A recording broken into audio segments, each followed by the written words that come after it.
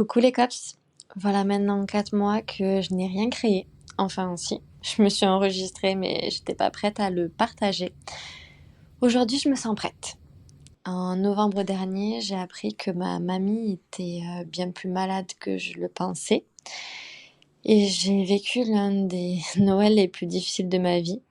Au fil des jours, je la voyais s'éteindre à petit feu et mon cœur se brisait un peu plus chaque semaine. En janvier, quelques semaines avant son anniversaire, elle est partie. Et elle a laissé en moi un vide immense. Et c'était compliqué. Mais aujourd'hui, je ne souhaite pas aborder le deuil avec vous comme sujet. Je veux plutôt vous transmettre notre histoire. Parce que la tristesse, je la vis. Et je pense que je la vivrai toujours car elle n'est plus là. Et je peux plus la serrer dans mes bras, lui raconter ma vie, mes aventures. Je ne peux plus passer des moments avec elle. Mais je veux vous parler d'elle et de la femme incroyable qu'elle était et la place importante qu'elle avait dans ma vie. C'était une mamie aimante, forte, une confidente. C'était ma meilleure amie et que j'avais depuis toujours du coup. Et dans la vie, on rencontre beaucoup de personnes. Certaines passent leur chemin, quand d'autres, au final, vous marquent à jamais. Ma mamie, elle faisait partie de ces gens-là qui ont marqué ma vie. C'était mon pilier. Et c'est certainement la raison pour laquelle ça en est devenu ma plus grande tristesse, son départ. Est-ce que c'est pas ça qui est beau, au final, qui nous prouve qu'on est vivant, qu'on vit intensément et réellement chaque émotion, qu'on est en fait honnête et fidèle à nos sentiments. Donner cet accès à notre cœur, donner tout cet amour à des personnes qui nous renvoient en fait cet amour en retour, qui nous permet de créer ces relations qui vont être saines, sincères et durables et qui nous apportent beaucoup de bonheur au final. C'est quelque chose de tellement puissant. Et grâce à ma mamie, j'ai appris en fait. J'ai appris ça, j'ai appris à réellement aimer parce que putain, qu'est-ce que je l'ai aimée et qu'est-ce que je l'aime encore d'un amour inconditionnel. Et, et en même temps, elle m'a appris à m'aimer moi, à aimer ma propre valeur, à aimer qui j'étais. Dans son regard, je me sentais légitime de pouvoir être celle que j'étais, sans avoir à justifier, sans avoir à me créer une autre image de moi pour qu'on m'apprécie. Enfin, durant mon adolescence, j'ai vraiment eu du mal à connaître ma valeur. Quand j'étais au lycée, j'ai eu du mal à trouver vraiment ma place. J'avais des amis et des amis qui m'aimaient, je le savais, mais c'est vrai que je faisais très attention au regard des autres, à leurs opinions. Je me bridais beaucoup pour rentrer dans des cases, être comme tout le monde et être aimée parce que telle personne en faisant ça a été aimée. Je me disais, ah, faut être comme ça pour être aimée. Et j'avais pas en fait suffisamment confiance en moi pour penser être suffisamment intéressante pour être appréciée à ma juste valeur. Et je me remettais énormément en question. Et en fait, ça, j'imagine que c'est normal, on passe tous par des périodes un peu compliquées quand on est au collège, au lycée, on se cherche, on ne sait pas exactement qui on est, et c'est normal. Et au final, en grandissant, on se rend compte que on évolue tellement qu'on n'est pas vraiment complètement, enfin, on ne sait pas réellement complètement qui on est au final.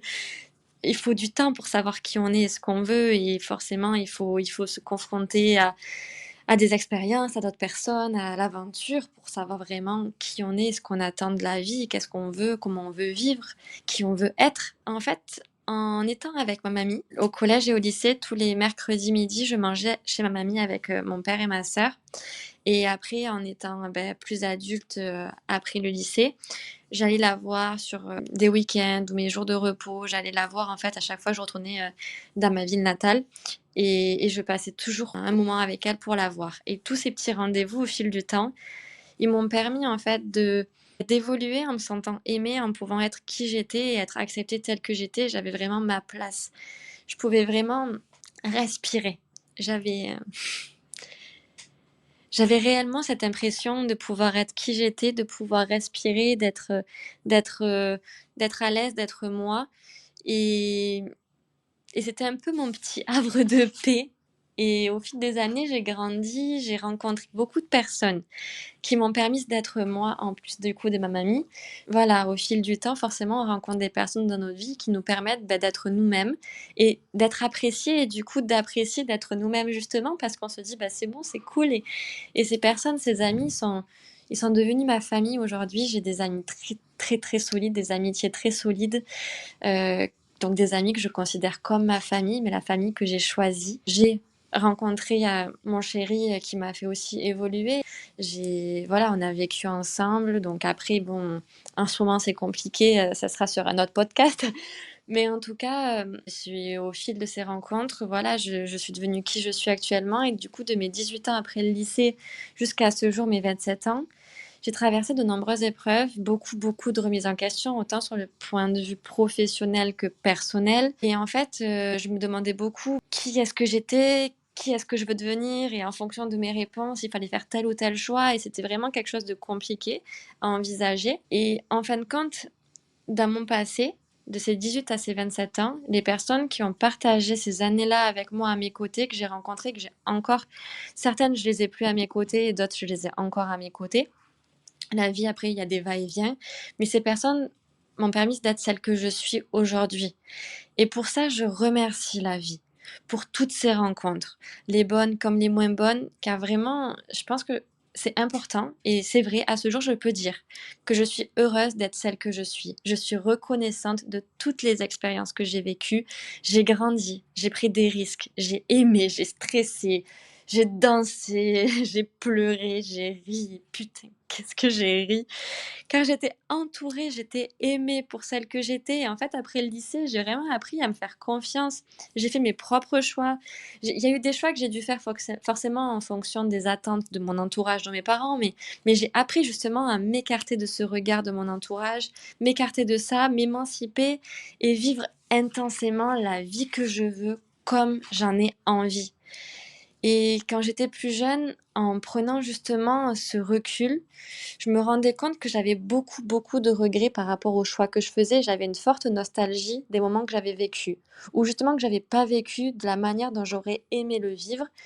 Et du coup, c'était très frustrant. Et en fait, en vieillissant, j'ai appris à être reconnaissante de ces choix, car sans ça, en fait, je ne serais pas devenue celle que je suis, je ne serais pas là où j'en suis, je n'aurais pas vécu toutes ces expériences, je n'aurais pas rencontré toutes ces personnes et ces amis, certains qui sont du coup devenus des amis très très proches. Ma vie aurait pu être très différente. Et au final, malgré la tristesse vécue ou les échecs, qui d'ailleurs on devrait juste appeler expérience, car quand on dit échec, on a l'impression que c'est quelque chose de négatif, mais sans échec en soi, on n'évolue pas parce qu'on tire toujours quelque chose de positif. On évolue toujours grâce aux expériences. C'est comme ça aussi que la vie, on évolue. Il y a des hauts, il y a des bas, mais c'est comme ça que qu'on apprend. Donc je pense que voilà, faudrait dire expérience. Donc, malgré la tristesse et les expériences, donc plus ou moins bien vécues, je suis vraiment reconnaissante en fait de la vie que j'ai. Je suis reconnaissante d'être en vie, je suis reconnaissante de m'être trouvée, je me suis rencontrée moi-même. Je suis ravie de continuer à me challenger, à tenter de nouvelles aventures comme l'Erasmus+, où je suis partie sur un coup de tête en peu de temps avec des gens que je ne connaissais pas, mais j'en avais envie, j'ai suivi mon instinct et c'est une des expériences les plus folles et incroyables que j'ai vécues et que je ne regretterai jamais, avec des amitiés vraiment très fortes pour moi à ce jour grâce à cette expérience-là. Et en soi, je sais pas ce que demain et les prochains mois, en fait, me réservent, bon, mis à part que je vais travailler, hein, forcément. Mais mais voilà, je sais pas ce que la vie me réserve, mais j'aime vivre intensément, j'aime suivre mon instinct, j'aime me sentir libre et vivre spontanément, m'écouter et me remémorer les beaux souvenirs que j'ai dans le passé. Là, je le vis plus comme une nostalgie, mais je le vis vraiment comme un boost de joie et de motivation pour me créer de nouveaux souvenirs. Je ne veux pas être nostalgique du passé, je ne veux pas être inquiète du futur. Je veux vivre intensément le présent pour ne rien louper et n'avoir aucun regret.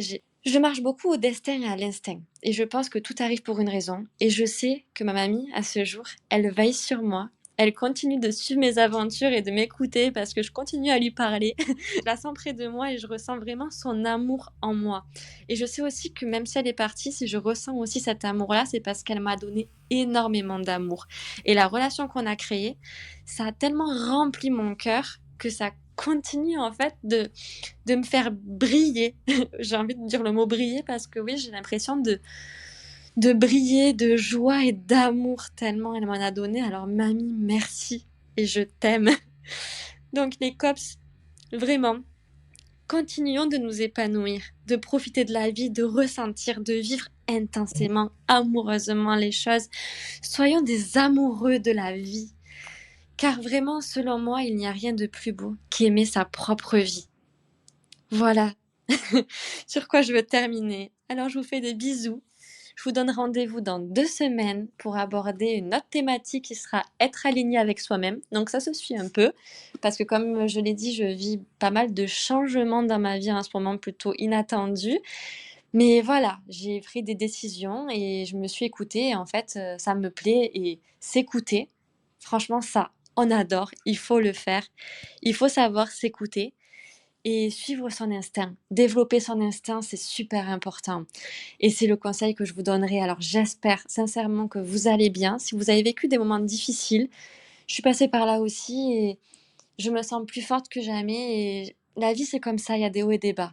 Donc si je peux vous apporter un peu de réconfort dans mes mots, si vous voulez en discuter, vraiment, c'est avec plaisir.